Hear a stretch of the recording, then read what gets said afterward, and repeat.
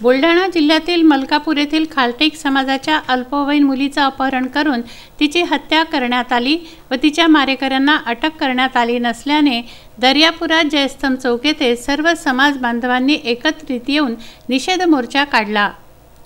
तत्पूर्वी वैष्णवी गुजर हिला सामूहिक श्रद्धांजली अर्पण करण्यात आली। समाज बांधवांनी आपलं मनोगत व्यक्त करत रॅलीला सुरुवात केली। आम्ही सगळे खाटीक समाज आणि मित्र बांधव इथे वैष्णवीला न्याय मिळवून देण्यासाठी जमलो होतो। आम्ही इथे एक निवेदन सादर केलेलं आहे की वैष्णवीला न्याय देण्यात यावा आणि आमची अशी सगळ्यांना विनंती आहे। आम्ही तहसीलमध्ये एक निवेदन जाहीर केलेलं आहे। त्या निवेदनाप्रित्यर्थ आमची एकच मागणी आहे सर्व खाटीक बांधवांची की आम्हाला न्याय देण्यात यावा आणि आमच्या वैष्णवीची जी निर्गुणपणे हत्या करण्यात आली, तिचे जे हात वगैरे असं सगळं कापून जसं फेकण्यात आलं, तिचा अजूनपर्यंत काहीच न्याय लागला नाही, अजूनपर्यंत कुठलीच चौकशी झालेली नाही आहे। तर माझी अशी सगळ्यांना विनंती आहे की तिला न्याय मिळाला पाहिजे आणि तिची सीबीआय चौकशी झालीच पाहिजे। आणि आमच्या खाटीक समाजांनी जो हा इथे निषेध जाहीर केला आहे, हा जाहीर निषेधाला एक चालना मिळाली पाहिजे आणि एक आमचं हे जो निषेध आम्ही जाहीर केला याला पूर्णत्वास नेण्यात आलं पाहिजे, ही माझी विनंती आहे। तहसीलदाराला माझी अशी विनंती आहे।